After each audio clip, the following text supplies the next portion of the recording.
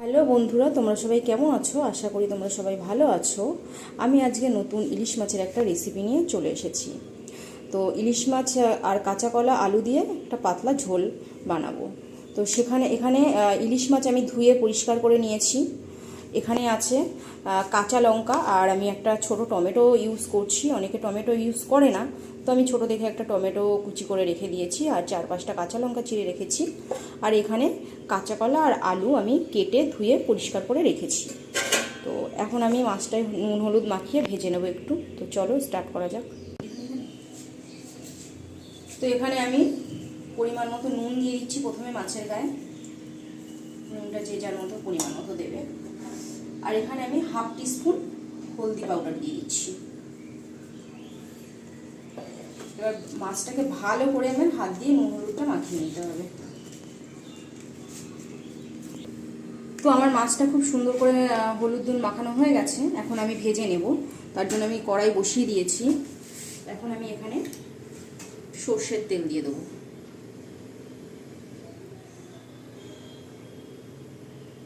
সর্ষের তেল দিয়ে দিলাম। তো আমার তেলটা গরম হয়ে গেছে। এখন এই তেলেই আমি মাছগুলো ভেজে নেব। ইলিশ মাছ হালকাই ভাজলে, বেশি লাল করে ভাজতে নেই। ইলিশ মাছ বেশি ভাজলে ইলিশ মাছের স্বাদটা চলে যায়। আমি ভেজে নেবো একটু। তো মাছগুলো আমি উল্টে দিচ্ছি। বেশি ভাজতে হবে না মাছগুলো, হালকা করে একটু ভেজে নিতে হবে। মাছগুলো আমি উল্টে দিচ্ছি। এবার এই পাশটাও আমি একটু ভালো করে ভেজে নেব। তো আমার মাছটা ভাজা হয়ে গেছে, হালকা করে ভেজে নিয়েছি। এবার আমি তুলে নিচ্ছি।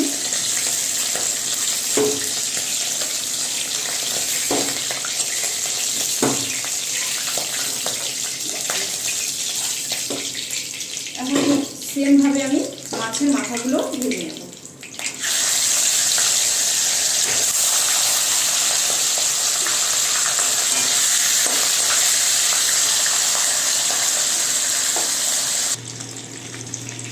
তো আমার ভাজা হয়ে গেছে মাছের মাথাগুলো, আমি এখন তুলে নিচ্ছি।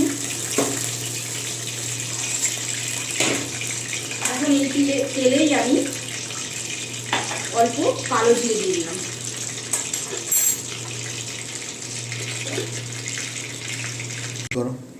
তো কালো জিরে থেকে একটা সুন্দর স্মেল ছেড়ে দিয়েছে। এখন আমি কেটে রাখা আলু আর কাঁচকলা দিয়ে দিলাম। এটাকে আমি হালকা একটু ভেজে নেব।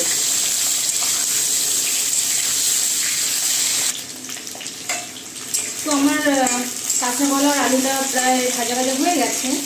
তো এখন এই সময় আমি টমেটো কুচি আর কাঁচা লঙ্কা চেরাটা দিয়ে দিলাম।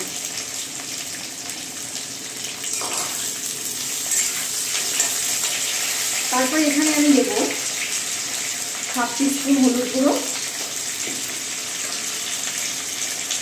ছোট স্পুনে 1 টিস্পুন লঙ্কা পাউডার, কাশ্মীরি গুঁড়ো লঙ্কা কালারের জন্য। আর এখানে আমি অল্প পরিমাণ মতো নুন দিয়ে দিলাম। এবার এটাকে আবার ভালো করে নাড়তে হবে।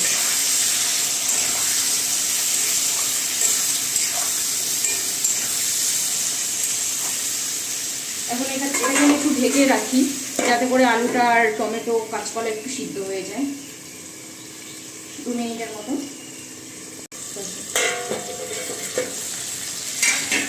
তো আমার আলু আর কাঁচা কলাটা খুব সুন্দরভাবে কষানো হয়ে গেছে। এই পর্যায়ে আমি দিয়ে দেবো জল। এখন আমি জল অ্যাড করছি। ঝোল যে যেরকম পরিমাণে পছন্দ করে সে সেইভাবেই দেবে।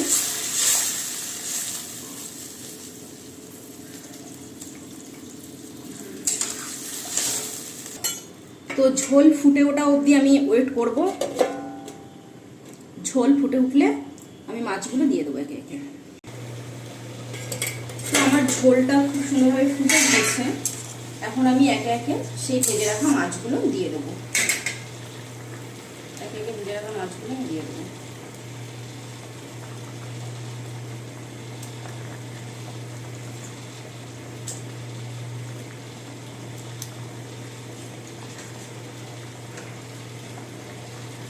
মাছের তেলটাও আমি উপর থেকে দিয়ে দিলাম।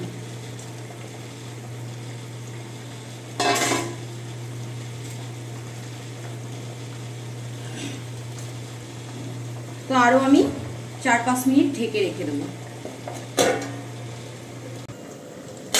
তো আমার ইলিশ মাছের ঝোল রেডি হয়ে গেছে, এখন আমি নামিয়ে নেব।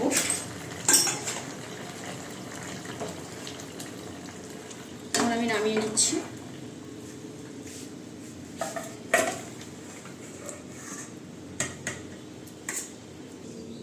তো আমার কাঁচা কলা আলু দিয়ে ইলিশ মাছের ঝোল রেডি।